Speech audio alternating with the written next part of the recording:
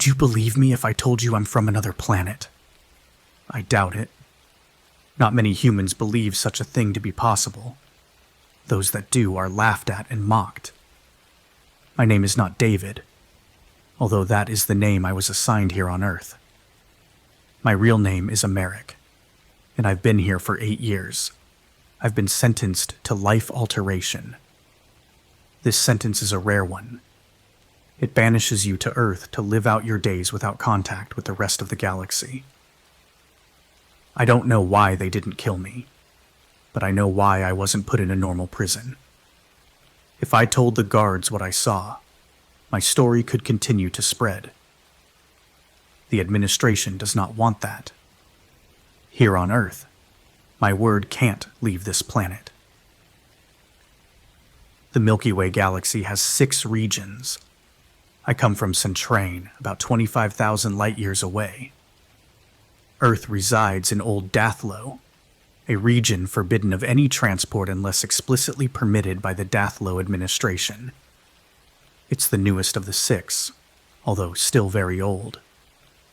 Dathlo used to be one of the 5 regions, but about 4,400 years ago, Dathlo split into 2. Much of it became New Dathlo, with a 10 light-year radius around Earth's sun becoming Old Dathlo. The latter, which we are in, is the only region without an administration, and instead, decisions here are voted on by all administrations. The split is also when the transport restriction took effect. You see, it's no coincidence that Earth gets few visitors from beyond the stars. Earth was chosen to be a no-contact planet. All that time ago, space travel was a luxury, only for the rich or members of the administrations. But once it became more mainstream, new restrictions and guidelines had to be thought out and enforced harder. One of those new restrictions was to choose a planet that is full of life and then prevent anyone from ever traveling there, in case the need for a contact-free planet ever came to be. Earth had only recently been added to the life-bearing planet registry at the time, which is partially why it had the largest known population, with 0 registered space transport vehicles. With that, Earth was chosen. This planet missed out on the massive boom in space travel and contact. Going from one side of the galaxy to the other would take years, and even a message would take a week. I'm, of course, translating to Earth time. Shortly after travel became usable for everyone, research skyrocketed, as did the economy. The big travel push is something everyone learns about growing up, and it sounds fascinating. Getting from one side of the galaxy to the other became something you could do in a few days, and messages were practically instant. To this day, those speeds haven't improved much. It really did hit a peak. Before my life as David, I worked for Portsco, the official cargo and delivery partner for New Dathlo. My final delivery was a solo one, though not something in my regular routine. I had to take a shipment from the Dathlo Administration HQ to a research facility on a planet in Vaslia, another of the 6 regions. I was supposed to travel through Centrain, as it's the fastest route. But I didn't do this. I went around to visit a friend who lives in another region. Her name is Jazani. I don't see her often, and whilst it went against code, I decided there was no harm in a small detour for a quick visit. As it turns out, this small detour saved my life. Upon arriving at my friend's home, I went to the back of the ship to check on the cargo. What I found instead was a device, about half the size of me. I stepped closer, noticing a second, smaller device attached to the larger one. I was beyond confused, and almost forgot where I was, as my friend seemingly appeared behind me. "Averick? Hey, I thought it must be you." Hearing Jazani's voice grounded me.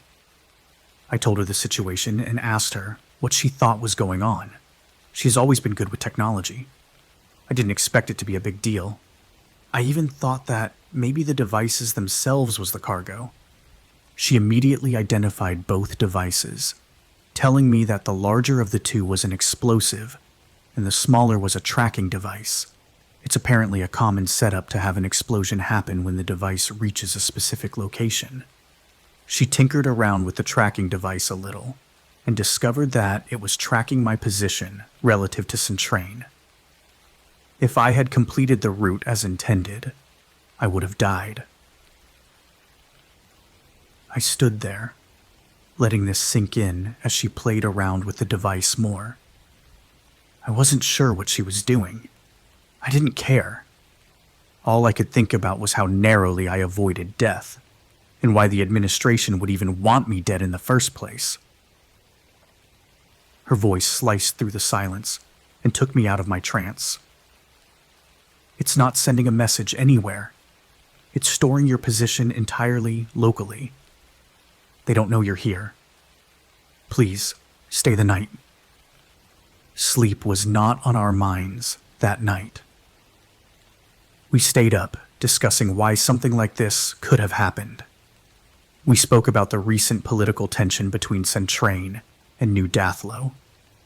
Gisani theorized that they could be using this explosion to stage an attack, being able to pin it on Centrain. They could have also gotten Vaslia on their side, as they'd be furious that their package never arrived. Vaslia would have no idea who really caused the explosion. Strangely, this brought me slight relief. They didn't want to kill me specifically. I was just the unlucky sacrifice. Of course, many questions were still unanswered. What package was so important that it would cause the Vaslia administration to be furious? Better yet, where was the package now? Could New Dathlo still have it? Stealing a package from an ally whilst pinning the blame on an enemy. Only losing a single delivery guy in the process certainly wouldn't be a big deal for them. I ended up staying much longer than intended, afraid to return home. I was there for 3 nights before news broke of an important delivery going missing in Centrain. I guess, without the explosion being noticed, they had to wait a few days to announce it.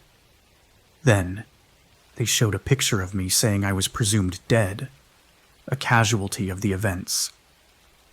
I officially could not show my face in public again. My friend was getting messages from family members asking if she was okay, knowing that I was her friend. She lied by omission, not telling anybody I was with her. We knew what could happen if New Dathlo found out I was alive. Weeks went by. I did not leave her house, and she only left for work and other necessities. I hated every second of it. I wanted to go out. I wanted to talk to other people. I wanted to find out what had happened. I couldn't sit there any longer without doing something. Every day I saw more about the rising tensions and more lies being told by the Dathlo administration. I'll be honest. I knew what I could do was minimal. In a galaxy with life in the trillions, my voice being heard was unlikely, but I had to do something. Gisani felt the same way. We devised a plan.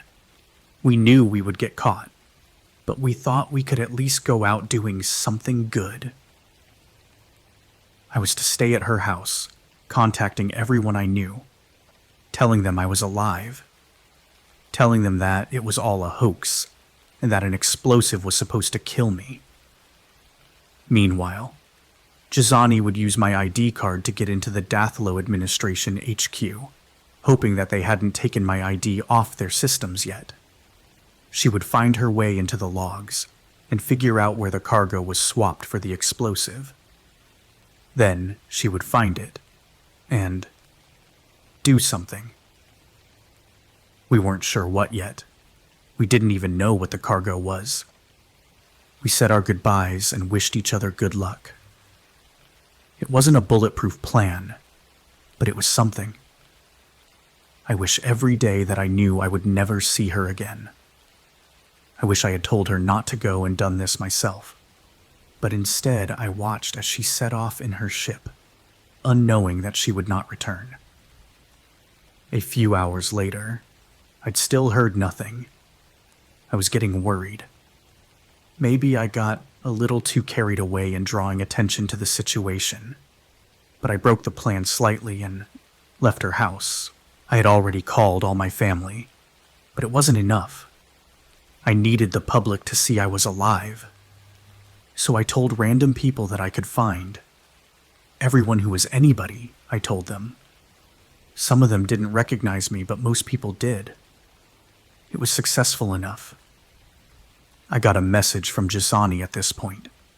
She had sent me multiple video files, which looked to be taken directly off of the Dathlo administration's servers. Somehow, she had done it. She had found what this package was. Part of me wishes I never knew. I have seen far more things than anyone on this planet. Yet this is something I cannot get out of my head.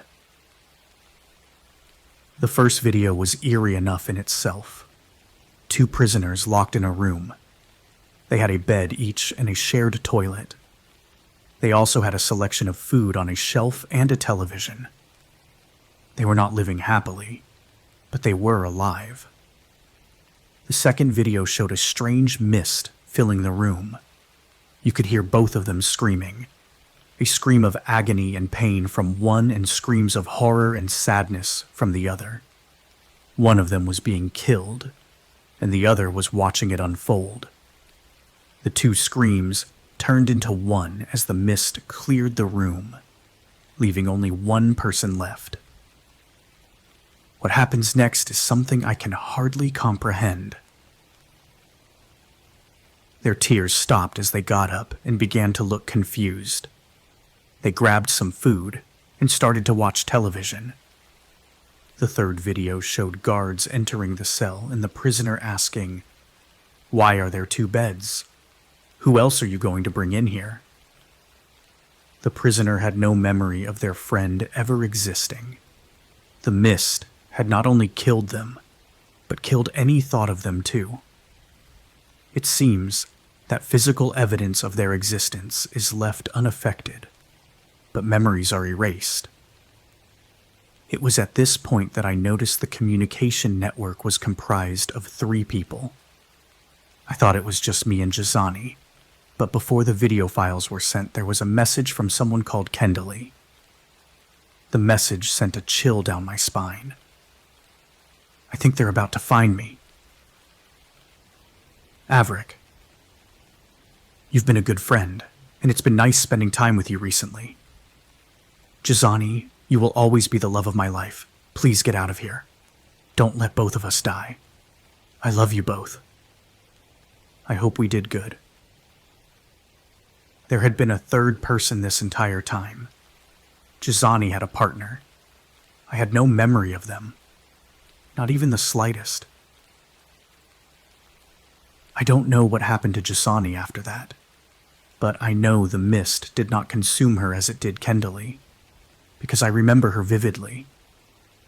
I was arrested shortly after and brought down to Earth without any of my possessions.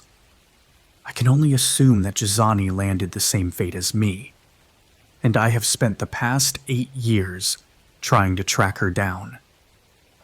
New Dathlo has a weapon.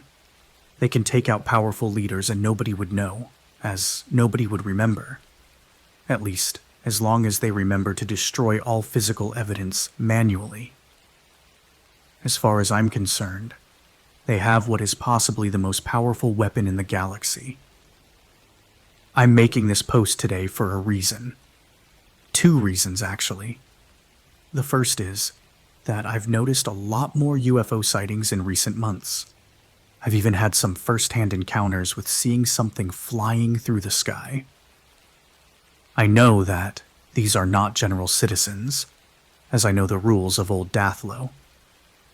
This can only be official members of the administration, and their reasons for visiting Earth so frequently cannot be good. My first thought is that they want to test their mist in a larger population, erasing random people from this planet. They won't kill large amounts, as they want to keep Earth alive as a testing ground. But if there's one place they'll test this, it'd be here. This leads me to my second reason. Yesterday, I walked into my bedroom and saw a framed photo on the wall. It had me and a woman I'd never seen before. We had 2 children. I think I had a wife and kids. I think the mist took them from me. Keep an eye out for anyone you don't recognize in your photos. It's important to stay vigilant and aware. This planet is nothing but a prison and a testing ground to them, so they won't hesitate with whom they erase. It could be anybody. Jasani, if you read this, please contact me.